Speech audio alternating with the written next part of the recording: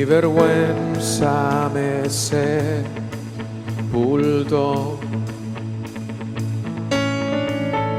Yo buscaba un Salvador, mas tu perdón me liberó. Muerto estaba en mi interior, me escondía de ti, Señor, mas tu perdón me liberó. Tu voz me habló y a la muerte venció. Glorioso día, tu sangre me rescató. Tu voz me habló y a la muerte venció. Glorioso día, tu sangre me rescató.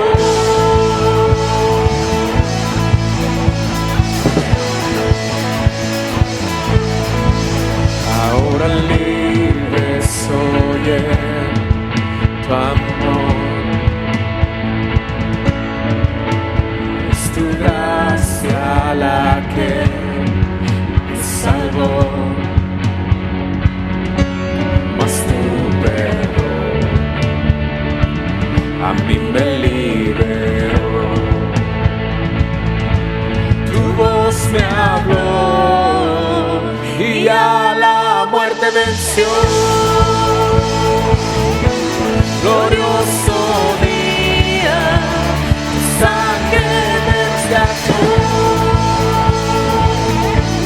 Tu voz me habló y a la muerte venció.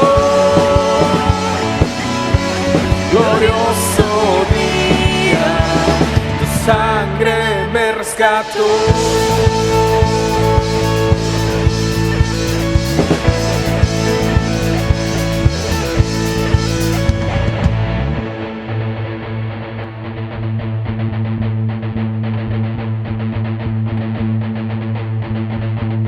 De mi pecado me rescataste, en tu gloria cadenas se rompen.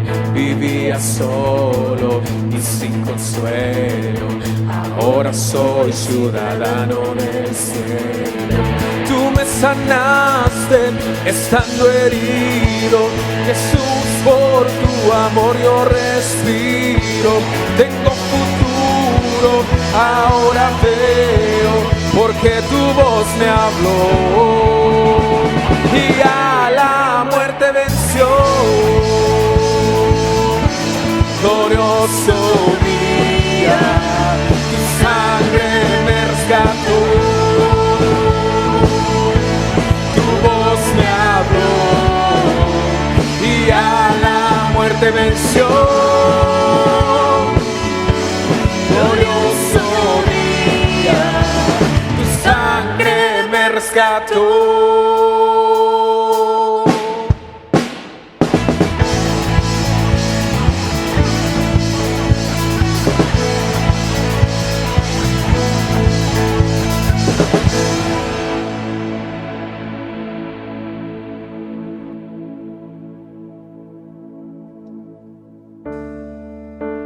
Es más que una canción, es más que palabras, es mi corazón rendido a ti. Es lo mejor de mí, lo que vengo a darte. Ya no es suficiente una canción.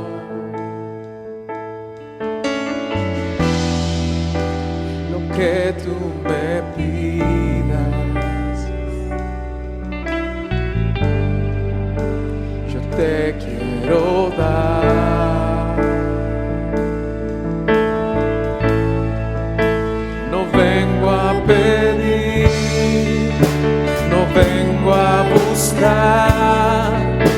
solo vengo a darte mi ofrenda de amor. Hoy quiero tocar tu fiel corazón y darte las gracias, mi amado Señor.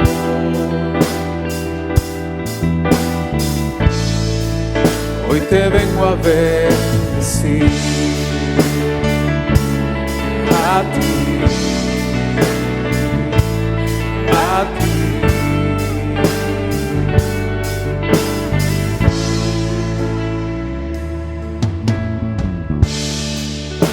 Es más que una canción, es más que palabras, es mi corazón rendido a ti. Es lo mejor de mí, lo que vengo a darte. Ya no es suficiente una canción, lo que tú me pidas, yo te quiero dar. No vengo a pedir, no vengo a buscar, solo vengo a darte ofrenda de amor. Hoy quiero tocar tu fiel corazón y darte las gracias, mi amado Señor.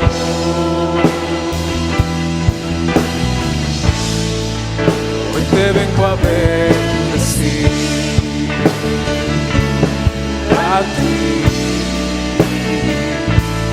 a ti.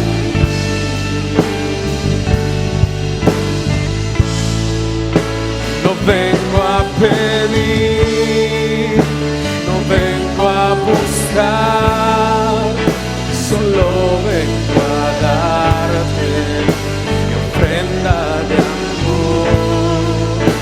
Hoy quiero tocar tu fiel corazón y darte las gracias, mi amado Señor.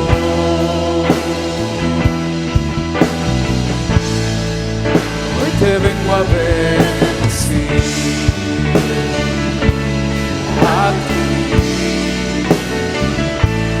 a ti.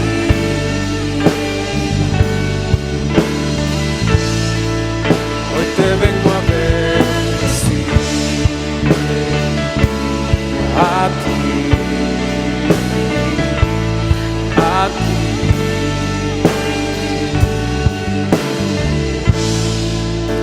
Te vengo a bendecir.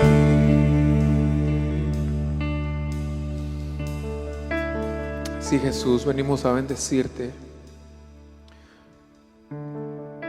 No queremos pedirte nada, Señor. Solo queremos bendecirte, queremos exaltarte. Recibe la gloria, recibe la gloria. Recibe la gloria, Jesús.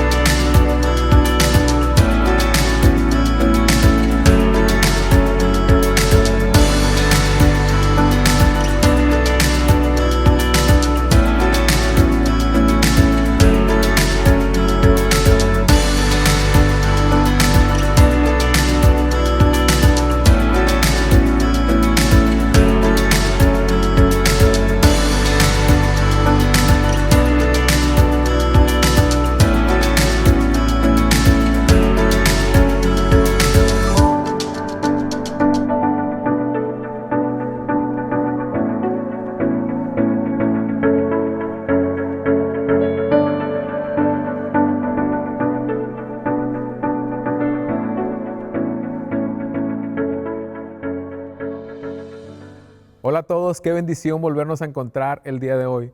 Los invito a que juntos tomemos unos momentos para estudiar la palabra del Señor el día de hoy. Al mensaje de hoy lo he titulado Un milagro, cuatro verdades. Un milagro, cuatro verdades. Y la referencia bíblica es Lucas 9, del verso 10 al 17.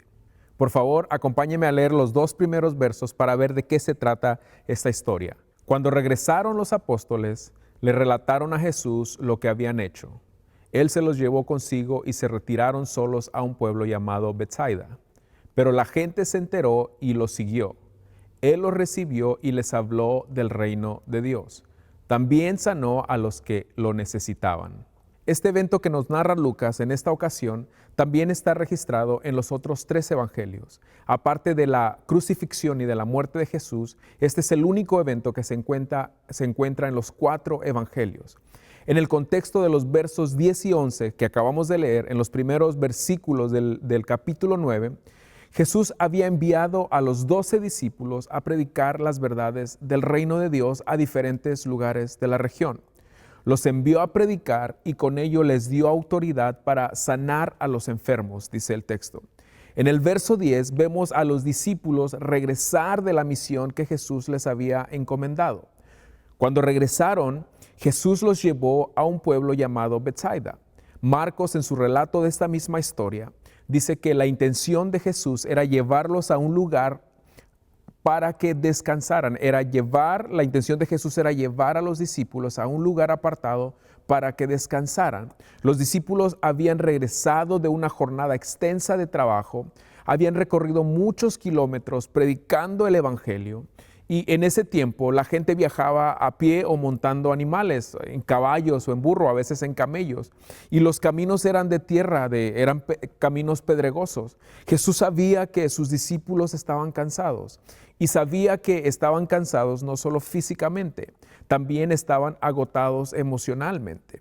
En su recorrido predicando el evangelio, se habían encontrado con todo tipo de situaciones. Habían tratado con gente con diferentes problemas, personas con enfermedades físicas, con enfermedades o con problemas emocionales. Habían tratado con personas poseídas por demonios incluso. Habían realizado una tarea muy ardua.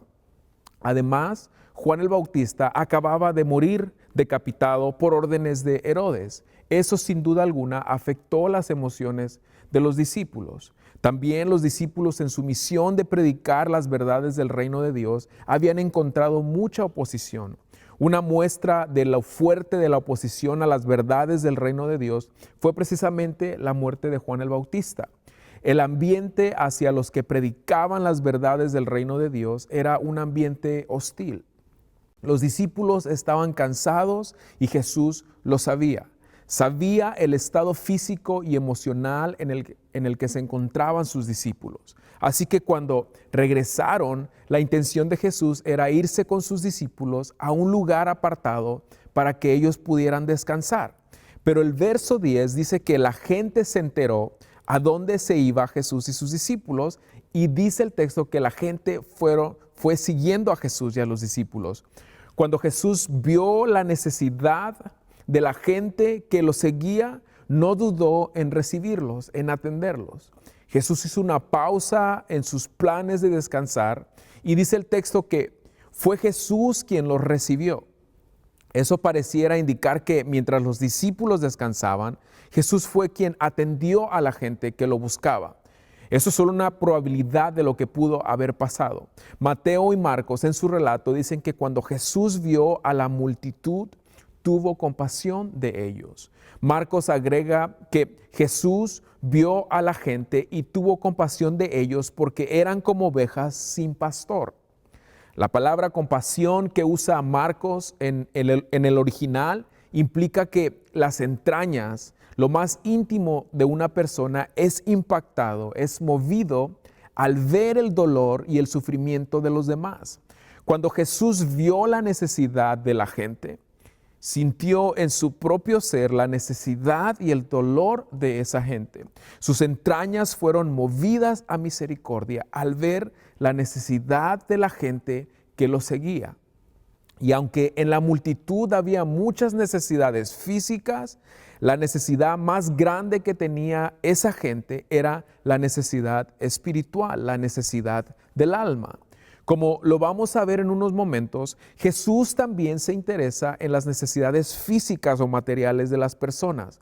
Pero Jesús sabe que la necesidad más crítica de la gente, de las personas, es la necesidad espiritual. Las necesidades físicas afectan solo la vida física aquí en la tierra, pero las necesidades o la necesidad espiritual tiene implicaciones eternas.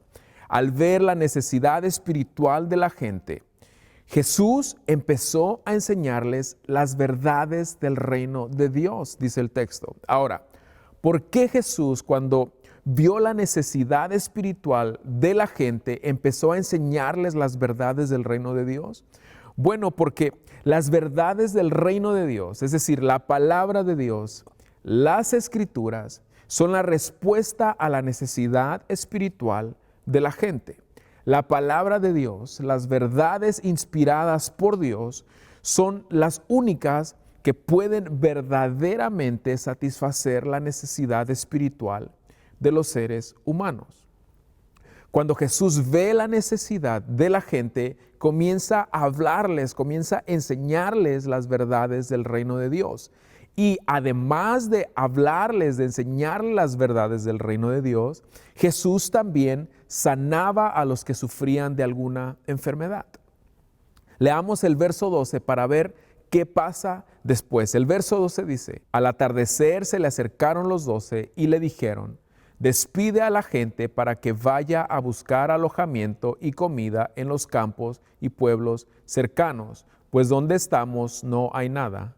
Mientras Jesús está enseñando, los discípulos de Jesús se empezaron a preocupar por la alimentación y por el descanso de la multitud que había venido a ver a Jesús. Dice el texto que ya era el atardecer, es decir, ya estaba terminando el día.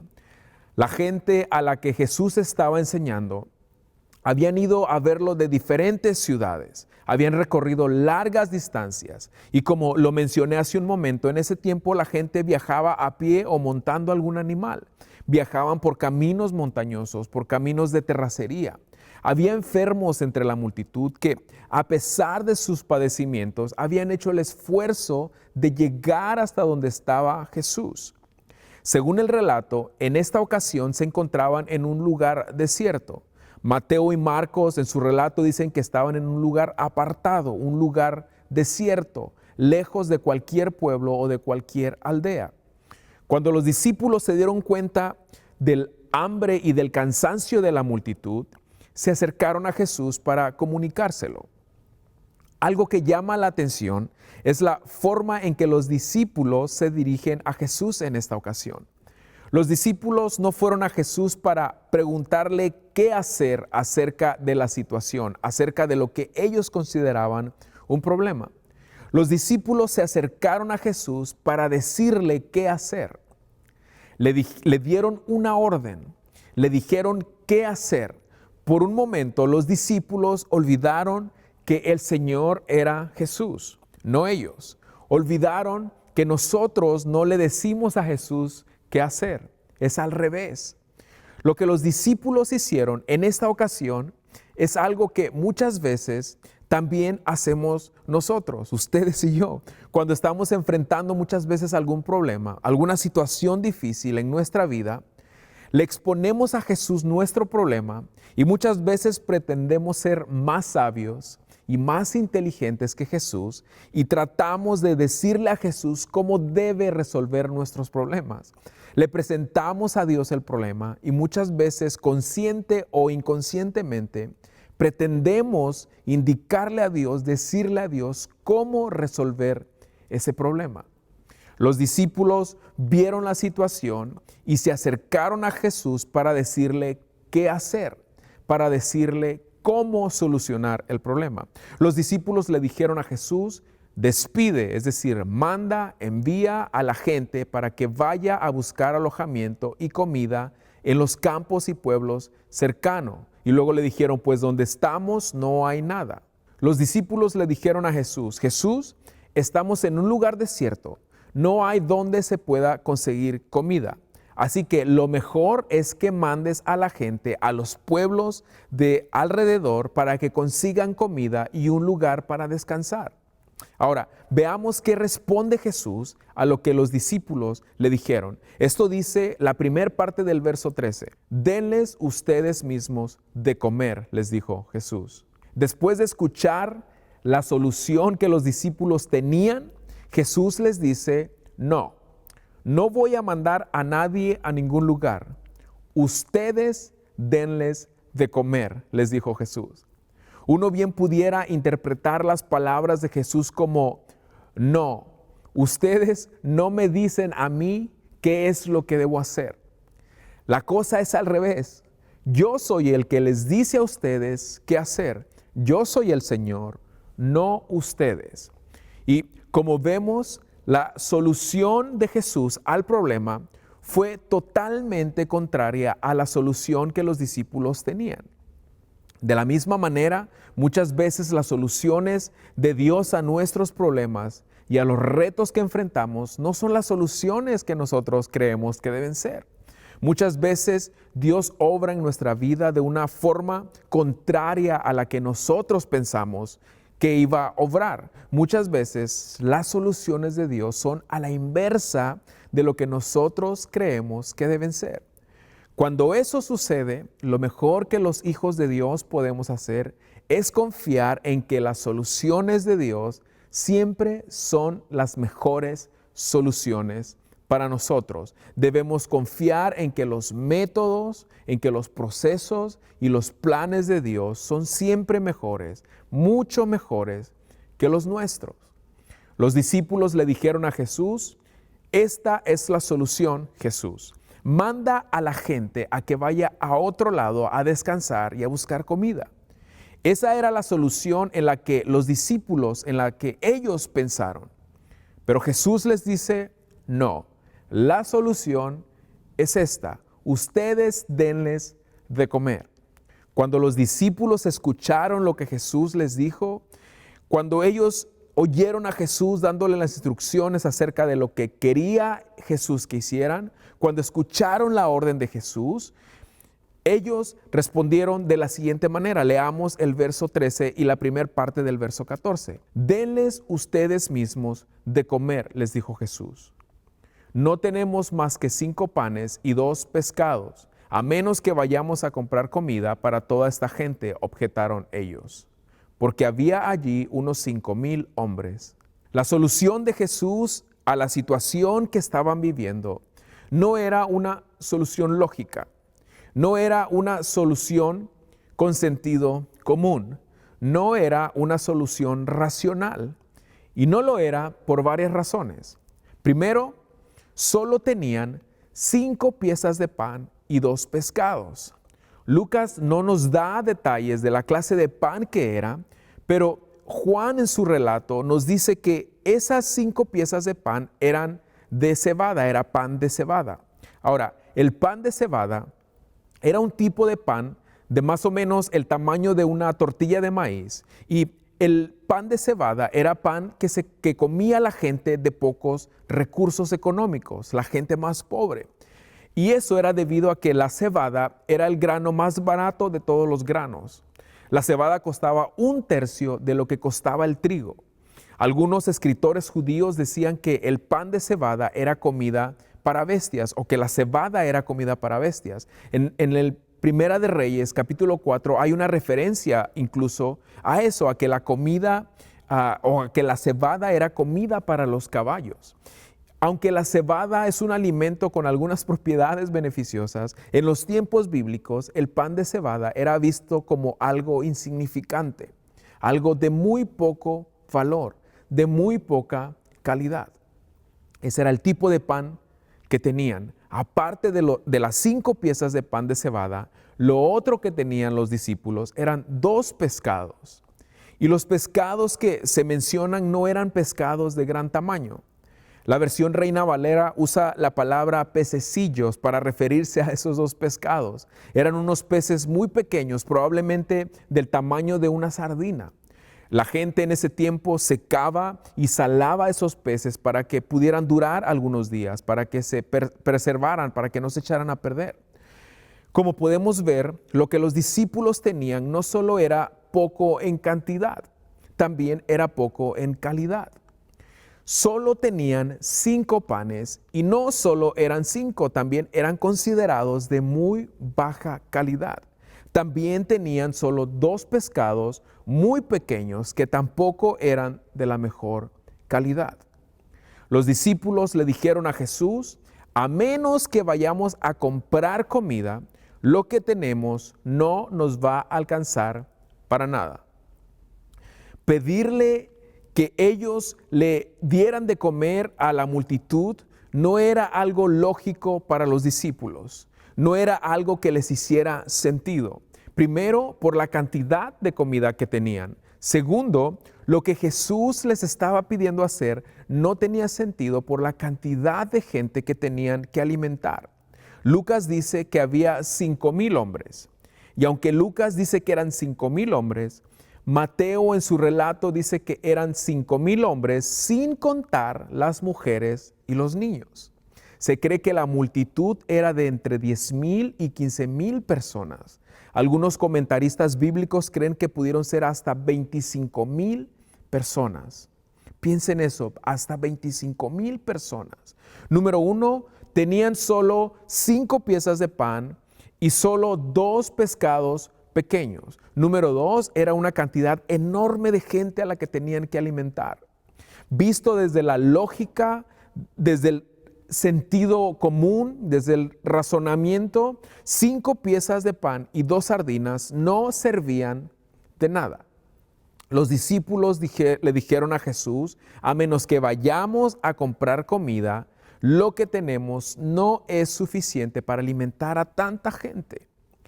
Pero igual eso no era una solución realista. Es decir, ir a buscar comida o a tratar de comprar comida no era una solución realista. Comprar comida para tanta gente les iba a costar mucho dinero. Además, aunque tuvieran el dinero, el día ya estaba terminando, ya era la última parte del día y no iban a encontrar nada abierto donde pudieran comprar comida.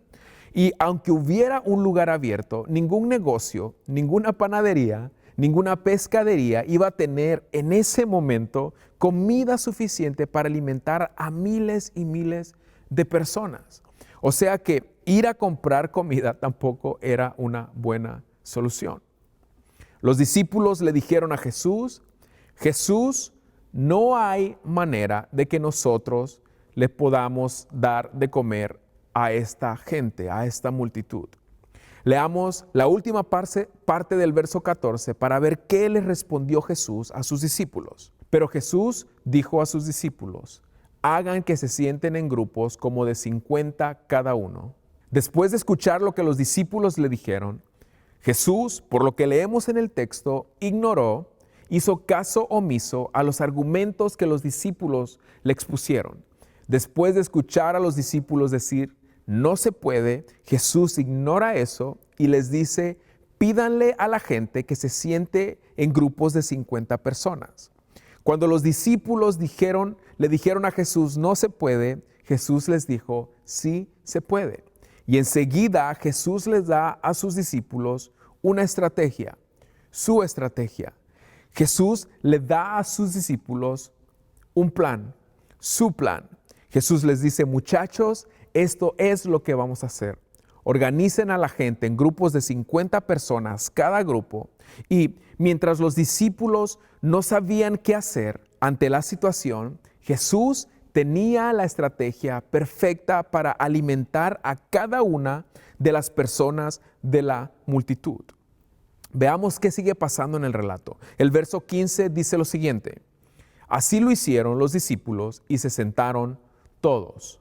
Cuando los discípulos escucharon las instrucciones de Jesús, las obedecieron. Aunque lo que Jesús les estaba diciendo no les hacía sentido, los discípulos obedecieron. Aunque lo que Jesús les estaba pidiendo no tenía ninguna lógica, los discípulos obedecieron. Aquí vemos un principio de obediencia a Dios. El principio de una obediencia total una obediencia incondicional, aunque a veces lo que Dios nos manda hacer no nos hace mucho sentido. Y es que a la luz de la Biblia, la palabra de Dios, esa es la obediencia que Dios espera de sus hijos. Una obediencia que no pone pretextos, que no pone condiciones. Es fácil obedecer a Dios cuando las cosas que nos manda hacer tienen sentido para nosotros. Es fácil obedecer a Dios cuando lo que Dios nos manda hacer, cuando las cosas que Dios nos manda hacer, tiene lógica para nosotros. Lo difícil, el reto, es obedecer a Dios cuando nos manda a hacer cosas que van en contra de nuestra lógica, en contra de lo que nosotros creemos que debe ser. Lo difícil, el reto, el desafío es obedecer a Dios cuando lo que Dios nos manda hacer reta o desafía nuestra forma de pensar, nuestra lógica, nuestro razonamiento. Lo difícil es obedecer a Dios cuando lo que Dios nos manda hacer es algo que desde nuestra perspectiva no tiene coherencia con la realidad que estamos viviendo. Jesús le pidió a los discípulos que hicieran algo que no estaba de acorde a la realidad que tenían enfrente de ellos. Darle de comer a miles de personas con solo 5 piezas de pan y 2 pescados pequeños no era lógico, no era algo coherente. Sin embargo, los discípulos escucharon a Jesús y lo obedecieron. Una vez que los discípulos hicieron lo que Jesús les mandó que hicieran, esto sigue pasando en el relato. Leamos los versos 16 y 17. Entonces Jesús tomó los 5 panes y los 2 pescados y mirando al cielo los bendijo. Luego los partió y se los dio a los discípulos para que se los repartieran a la gente. Todos comieron hasta quedar satisfechos y de los pedazos que sobraron se recogieron 12 canastas. En esta parte de la historia vemos a Jesús tomando los 5 panes y los 2 pescados pequeños y mirando al cielo los bendijo, dio gracias a Dios. Después de hacer eso, Jesús partió, quebró el pan y los pescados y puso esos pedazos en las manos de los discípulos para que los discípulos los repartieran. Y mientras los discípulos iban entre la multitud repartiendo los pedazos de pan y de pescado, de una manera milagrosa, de una manera sobrenatural, esos pedazos de pan y de pescado se empezaron a multiplicar. Y el verso 17 dice que todos, no solo algunos, todos los de la multitud comieron. Y el texto agrega que comieron hasta quedar satisfechos, comieron hasta que ya no pudieron comer más. Y no solo eso, todavía sobró comida. Después de que todos comieron, de que todos se llenaron, los discípulos recogieron 12 canastas de comida, una canasta de comida para cada uno de ellos. Como podemos ver, la comida alcanzó para todos.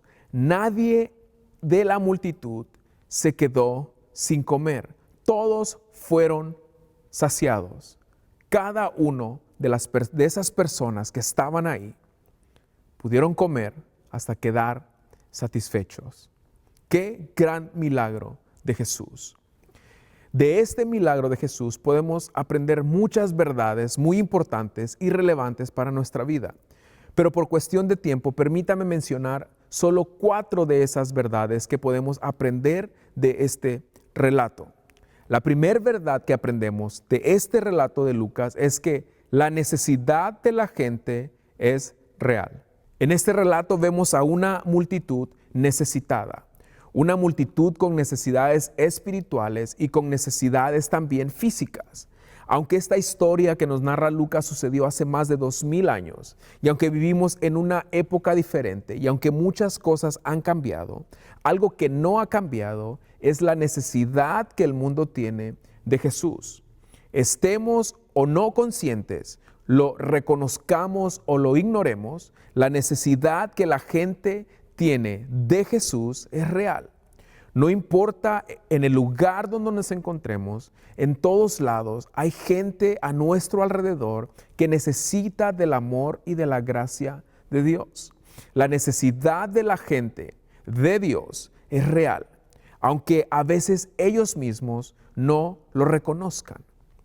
Otra verdad que aprendemos de esta historia es que Dios quiere usarnos a nosotros, a ustedes y a mí, para ayudar a otros en sus necesidades. Cuando los discípulos vieron la necesidad de la multitud, le dijeron a Jesús: mándalos a otro lado a que busquen lo que necesitan. Pero Jesús les dijo: no, ustedes denles de comer. Ustedes atiendan esa necesidad. Los discípulos hicieron bien en ver la necesidad de los demás. Hicieron bien en prestar atención a la necesidad de otros. En lo que fallaron fue en preguntarle a Jesús cómo podían ser ellos parte de la solución a la necesidad de los demás. En esta historia podemos ver que si Dios nos permite ver las necesidades de aquellos alrededor nuestro, es porque quiere usarnos para ayudarlos. Si Dios nos permite ver o saber la necesidad de las demás personas a nuestro alrededor, es porque quiere usarnos para ser parte de la solución. ¿Sabe? Jesús pudo haber hecho descender pan del cielo y alimentar a la gente. Ya lo había hecho antes. Él pudo hacer que lloviera pan del cielo sin tener que involucrar a sus discípulos. Jesús pudo haber hecho el milagro sin tomar en cuenta a sus discípulos.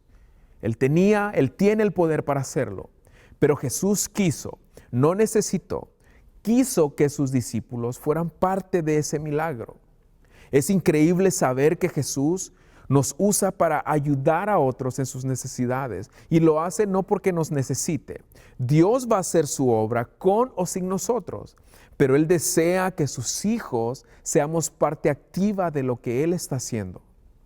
Y realmente, qué privilegio es ser parte de lo que Dios está haciendo. Qué privilegio ser usados por Dios para mostrar su amor a un mundo necesitado del amor de Cristo. Otra verdad que aprendemos de esta historia en Lucas es que nuestros recursos son limitados, los de Jesús no. Los discípulos no creyeron que con los 5 panes y los 2 pescados podían alimentar a tanta gente. Y sabe, desde la lógica humana, tenían razón. Humanamente no era posible hacer lo que Jesús les estaba pidiendo que hicieran. La realidad era que con lo que tenían no era posible alimentar a tanta gente. Los discípulos no estuvieron mal en prestarle atención a la realidad que estaban viviendo. El problema fue que debido a la situación que estaban viviendo, se olvidaron que ciertamente sus recursos eran limitados, pero los de Jesús no lo eran. El problema de los discípulos fue que fijaron sus ojos solo en sus recursos. Y cuando vieron la proporción que había entre lo que tenían y lo que Jesús les estaba pidiendo hacer con lo que tenían, dijeron: no se puede. No hay nada de malo con prestarle atención a nuestra realidad. De hecho, debemos hacerlo. No es muy sabio ignorar la realidad en nuestra vida. El problema es cuando nuestra realidad nos lleva a olvidarnos de la realidad de Dios en nuestra vida. Los discípulos centraron su mente en sus recursos y en lo que sus recursos podían lograr. Cuando hicieron eso, dijeron: no se puede, no es posible. ¿Sabe? Dios nunca nos va a mandar a hacer algo sin proveernos todo lo que necesitamos para hacer eso que Él nos manda a hacer.